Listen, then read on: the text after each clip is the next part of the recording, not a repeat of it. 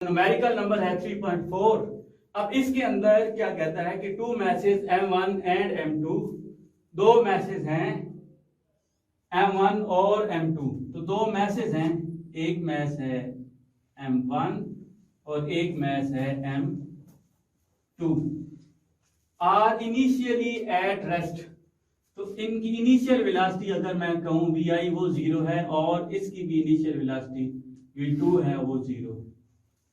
At rest with spring compressed between them, तो इन दोनों के दरमियान स्प्रिंग है जो कि कंप्रेस किया हुआ है। तो दो मैसेज M1 और M2 और उनकी इनिशियल वेलोसिटी 0 है, विद स्प्रिंग कंप्रेस, तो बिटवीन देम, तो उनके दरमियान स्प्रिंग को कंप्रेस किया हुआ है और वो इस तरीके से पकड़ के रखा हुआ है और दोनों के वेलोसिटीज रेस्ट में। अब फिर क्या कहता है कि what will be the ratio of magnitude of their velocities, तो इनकी रेशियो मैग्नीट्यूड ऑफ वेलोसिटीज की after the spring has been release. तो क्या किया कि दो बॉडी थी, उनके दरमियान हमने स्प्रिंग के साथ बांधा हुआ था, कंप्रेस करके रखा हुआ था, ठीक है। तो इनको फॉर एग्जांपल यहाँ पे कंप्रेस करके रखा हुआ था, ठीक है। तो क्या कहते हैं कि फिर रिलीज करते हैं।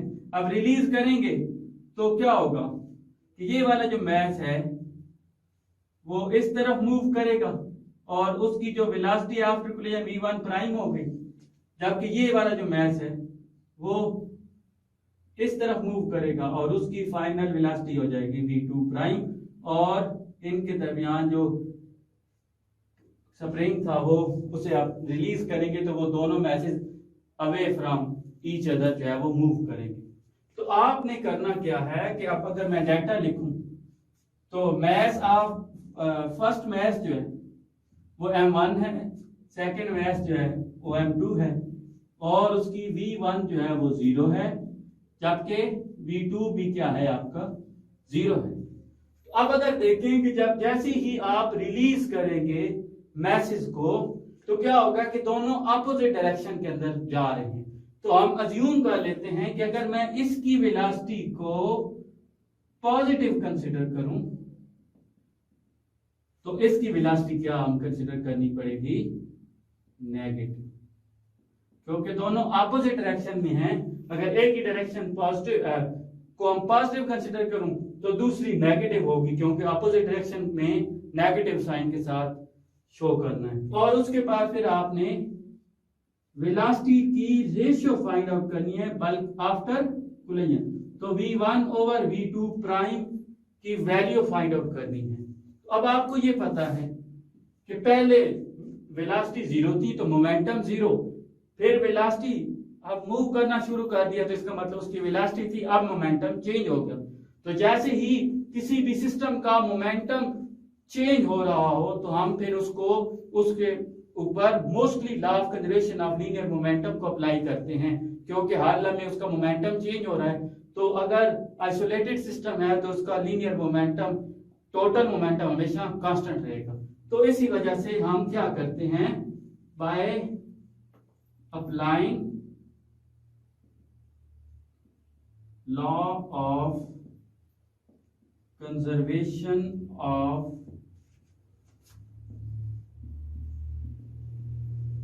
Linear momentum.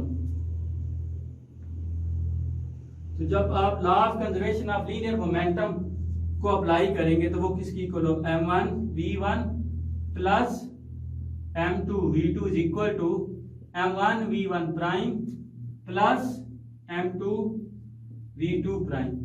तो अब अगर इस सिचुएशन को हम लगाएंगे तो m1 v1 0 plus m2 v2 भी 0 और इक्वल हो गया m1 v1 प्राइम, जबकि m2, अब v2 को हमने क्या अज्यूम किया हुआ है, नेगेटिव v2 प्राइम, ठीक है।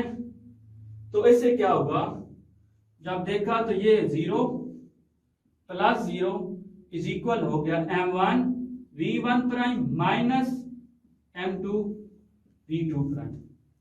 तो फिर क्या करते हैं, इसको इस तरफ लेके आते हैं तो m1 v1 prime is equal हो जाएगा, ये दूसरी साइड पे आएगा तो V2 प्राइम होगा।